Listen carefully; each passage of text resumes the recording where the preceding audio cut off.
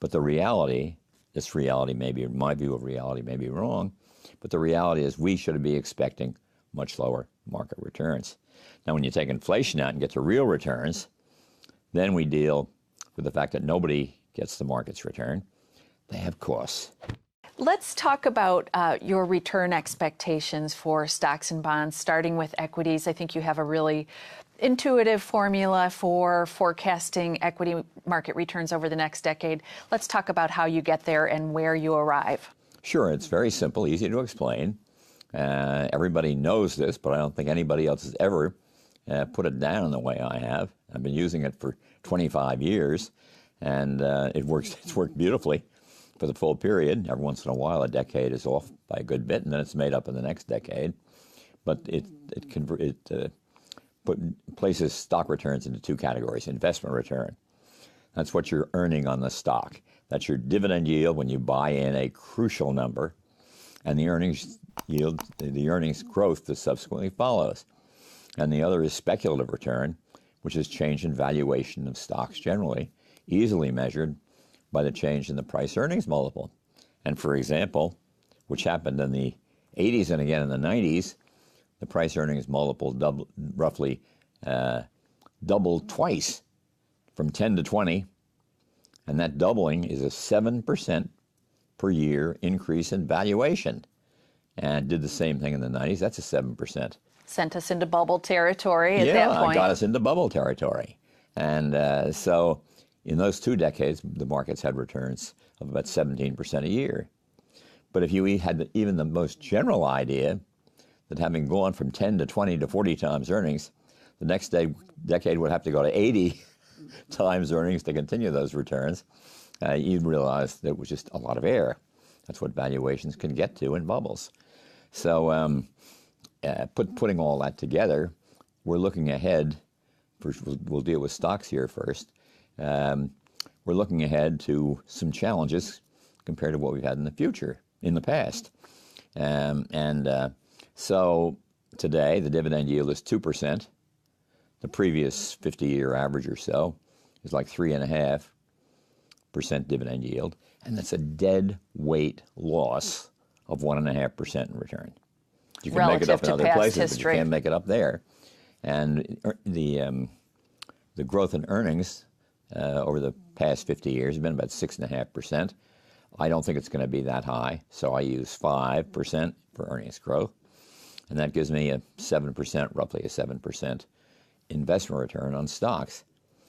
Now here's the tough, and those are pretty anchored, right? Because we know the dividend yield, and earnings growth is such that, we could have a 2% earnings growth and we could have a 10, but we're highly unlikely to have 0, and we're highly unlikely to have 20.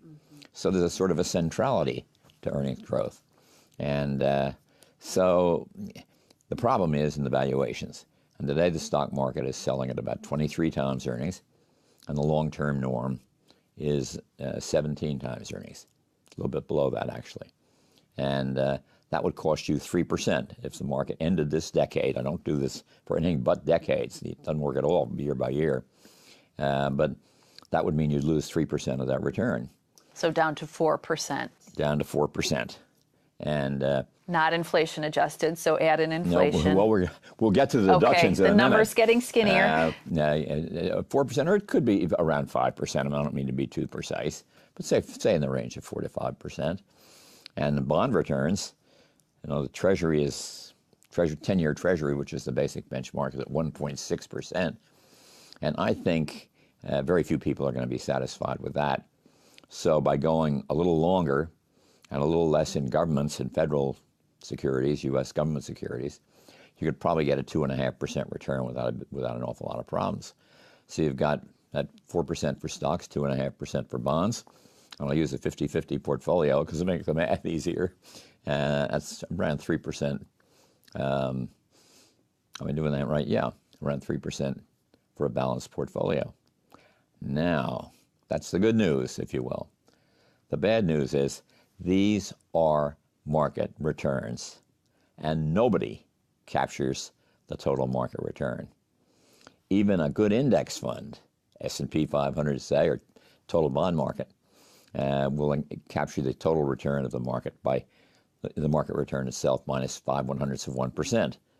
That's probably going to be as well as you can do. But just for the fun of it, well, let's first take inflation out. Right.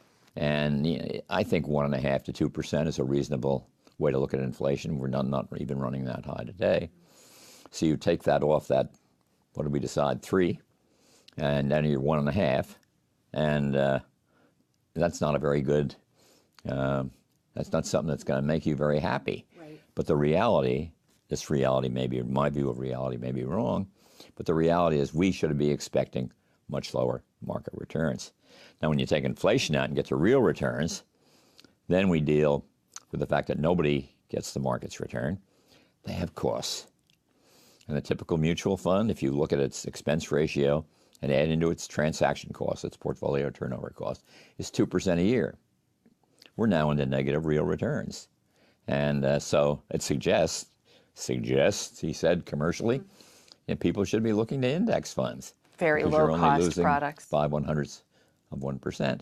And so it's, and then you take out of that, there's more to come, unfortunately, and that is in the mutual fund field, particularly the actively managed mutual fund fields. You pay unnecessary taxes that are capital gains taxes that index funds are not subject to in a taxable account, not so in a tax-free account, fair enough. And then you have behavior problems, investor behavior, which the record clearly shows, Morningstar clearly shows, costs you 1.5% a year over the investor return, lags the mutual fund's return by 1.5%. And let's put the extra taxes at 0.5%, that's another 2%. So the message is so obvious. We have managed funds that have much lower expenses than others and much lower turnover costs. But, I'm not condemning all managed funds, but I am saying an investor that doesn't look at the difference between the stock and bond market return, nominal, and the stock and bond market return, real, and then look at cost, and then look at the unnecessary cost that comes with active management, they're making a big mistake, a very big mistake, and a bad mistake, because once you compound these kinds of numbers for an investment lifetime, it's dramatic. I mean, you probably get 10%. If you're positive, you might get 10% of what you would get by just investing at those low rates in the right fashion.